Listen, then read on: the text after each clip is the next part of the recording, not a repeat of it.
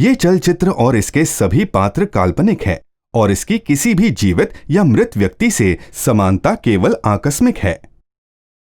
मानसिक तौर पे स्वस्थ होने का मतलब केवल मानसिक बीमारियों का न होना ही नहीं है। हम कैसे अपनी जिंदगी में समस्याओं का सामना करते हैं और कैसे एक दूसरे से बर्ताव करते हैं, हमारे फैसले लेने के तरीके, सोचने के तरीके और महसूस करने के तरीके से हमारी मनोस्थिति का पता चलता है। हर साल 4 में से 1 व्यक्ति को मानसिक बीमारी होती है। हर एक का अनुभव और उसे लगने वाला सहारा अलग अलग होता है। सदियों से हमारे देश में लोग मानते आए हैं कि मानसिक बीमारी किसी भूत प्रेत या पिछले जन्म में किए हुए पापों का नतीजा है। चिकित्सा विज्ञान में प्रगति होने से अब यह साबित हो चुका है कि मानसिक बीमारी सही देखभाल और डॉक्टर के परामर्श और दवाइयों से ठीक हो जाती है। दवाइयों का कोर्स पूरा करने और इलाज के दौरान परामर्श लेते रहने से कोई भी मानसिक रोगी पूरी तरह ठीक हो जाता है और अच्छा जीवन व्यतीत कर सकता है।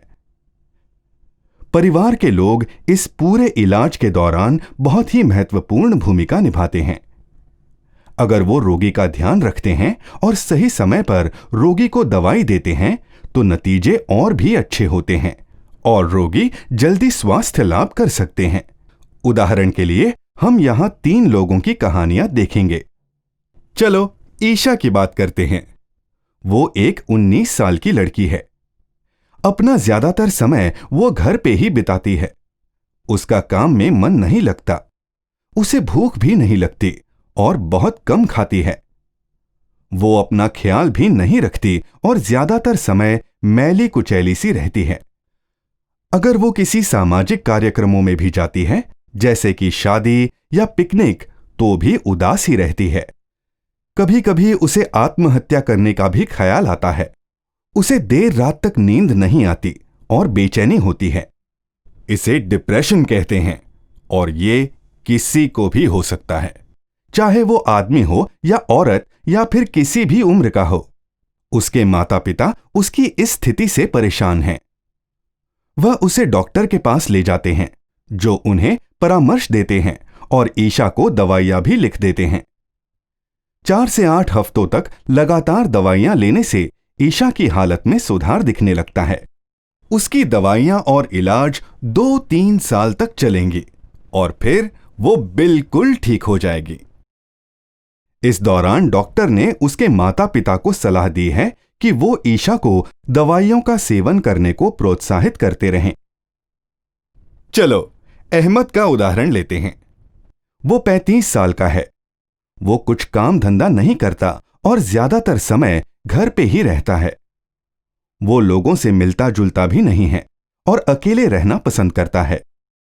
कभी कभी वो खुद से बातें करने लगता है। उसे तरह तरह की आवाजें सुनाई देती हैं और कभी कभी तो वो बिना किसी कारण के ही आक्रामक हो जाता है। वो सभी को शक की निगाह से देखता है। उसे लगता है कि लोग उस पर आक्रमण कर सकते हैं। उदाहरण के लिए, अगर कुछ लोग उसके आसपास बातें कर रहे हों तो उसे लगता है कि वो लोग उसे नुकसान पहुंचाना चाहते हैं। इसे स्किज़ोफ्रेनिया कहते हैं और ये किसी भी स्त्री या पुरुष को हो सकता है जो कि 20 से 40 साल की उम्र में हो। उसके परिवार में उसकी पत्नी और माता पिता को लगता है कि उसे तत्काल ही डॉक्टरी सलाह की आवश्यकता है। लेकिन सबसे बड़ी समस्या यह है कि उसे डॉक्टर के पास कैसे ले जाया जाए। किसी तरह से वो लोग उसे डॉक्टर के पास ले जाते हैं। डॉक्टर परामर्श देते हैं और उसके लिए दवाइयां लिख देते हैं। डॉक्टर उसके परिवार वालों को इस बात का ध्यान रखने के लिए कहते हैं कि अहमद समय पे दवाइयां लेता रहे। उसके जैसे कुछ रोगियों को अस्पताल में भर्ती किया जाता है, पर उसकी हालत देखते हुए डॉक्टर उसे घर जाने की अनुमति दे देते हैं। अब वो घर पे दवाइयां ले रहा है। 2 से 3 महीनों में उसकी हालत में सुधार दिखने लगता है। उसे 5 साल तक दवाइयां लेनी होंगी और फिर वो मानसिक रोग से स्वस्थ हो जाएगा। चलो अब मनोज की बात करते हैं।